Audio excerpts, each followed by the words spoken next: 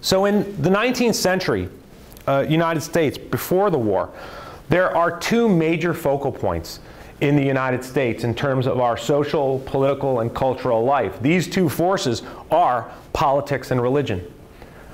Everybody is involved in both. Voter turnout in the 19th century, in the 1840s, 50s, 60s, is 80 to 90%. Everyone is involved in politics. Everyone is involved in religion. These are not just cultural components to life, but they're very, very much social components to life. You have to remember, there are no golf courses in the United States in the early 19th century. There is no NBA. There is no NFL. There is no on-demand TV. There's not a lot to do, all right? Well, I suppose there's a third thing we can add to this that fits perfectly within some religious groups and in many political groups. You could add alcohol to this, all right?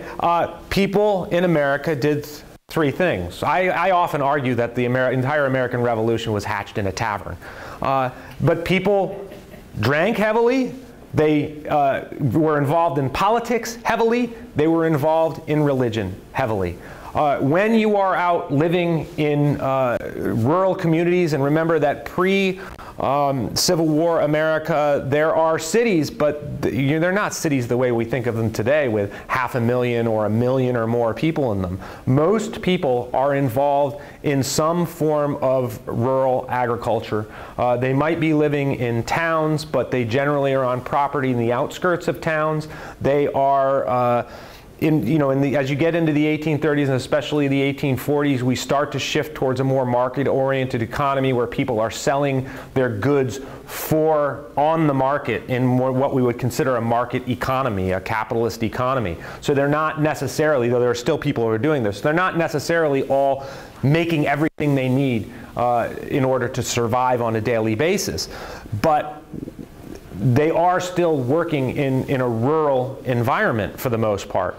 And so when a political rally comes about, or when a religious revival comes to town, everybody drops what they're doing, they put on their Sunday best, and they go to see and be seen. These are extremely social activities for people.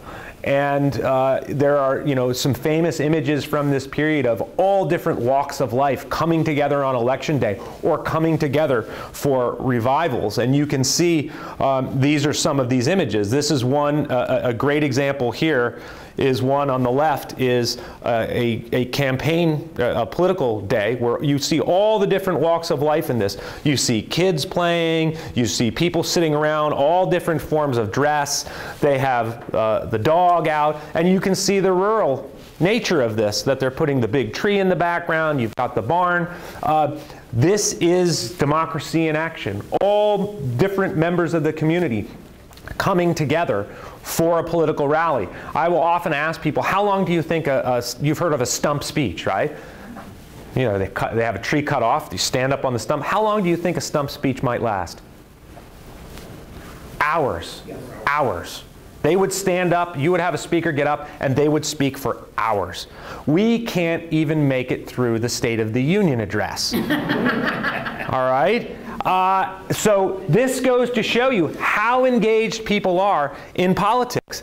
You look at the newspapers of this time period, and you will see entire political speeches published in the newspaper. Right? This is a tremendously politically savvy, politically focused generation of Americans. And the same is true for the religious side of it as well. They read the Bible, they go to church every Sunday. It's one of the great social events of the week for people. Most people, so at the start of the Civil War, there's more than 53,000 churches in America. Many, many different denominations. You look at the Protestants, and when I guess maybe Protestants are the original secessionists. When they break away from the Catholic Church very early, did you just get that joke?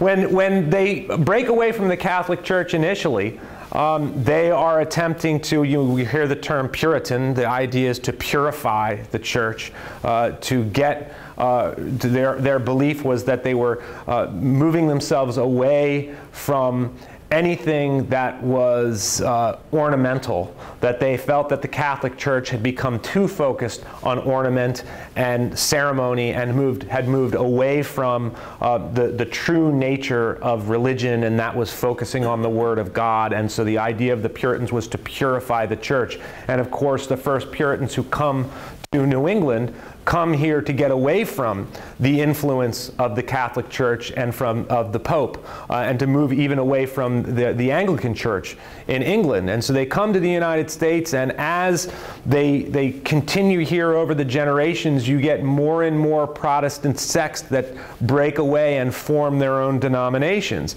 And so under Protestantism in the United States, you could have, one of a dozen different denominational sects in the United States. And depending on what their outlook is and what their relation with other sects are. So when you talk about the history of abolitionism, one of the first abolitionist groups in the United States are focused on abolition from the history of their religious outlook. So these are the Quakers, who believe in the concept of the inner light of all human beings, that the Lord, that Jesus Christ did not make distinctions based on one person or another. They didn't believe in the Congregationalist conception of Calvinism, of that there's a chosen few. The Quakers believed that there was an inner light to all people, slaves, African-American slaves included. And so they're the first ones who start advocating against the issue of slavery. Other Protestant denominations begin to take this on over a period of time from about the period of the American Revolution up through the 1830s, and that's when abolitionism really starts to take off in the United States, is the 1830s. So you have 40% of the nation's almost 32 million people were formal members of an organized church. That's of an organized church. That doesn't account for everybody who is still going to church on Sundays. You see some 80% of Americans visited churches. 80% of Americans visited churches on a regular basis. By 1860, there's an estimated 4.5 million Catholics in the United States. Approximately 7% of the American population.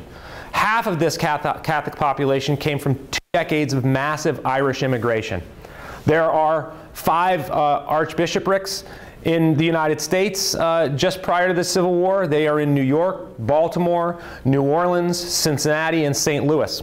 And I chose this picture in particular because it represents a negative component of Catholicism in the United States. And here you have an Irish immigrant, and you can tell the Irish are depicted in this way well through up to the 20th and into the early 20th century. And this is this is designed to make him look rough, rogue with a brogue. I'm trying here. You got to give me a little bit, all right? All right. This is meant to depict the negative stereotype of Irish immigrants and their connection to Catholicism. And one of the great concerns in the history of the United States when it comes to Protestants and Catholicism, I mean, the first Puritans come to the United States in the early 17th century in this attempt to escape from Catholicism.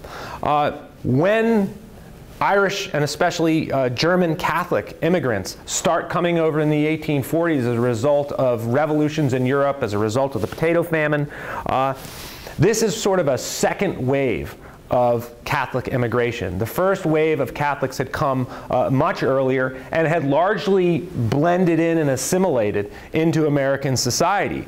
They were very much English speaking and seemed like any other colonist. This next wave is different. I mentioned the brogue. The Irish come over with their distinct brogue, with different cultural habits and practices. Germans are even more distinctly different than that because they speak a decidedly different and foreign language.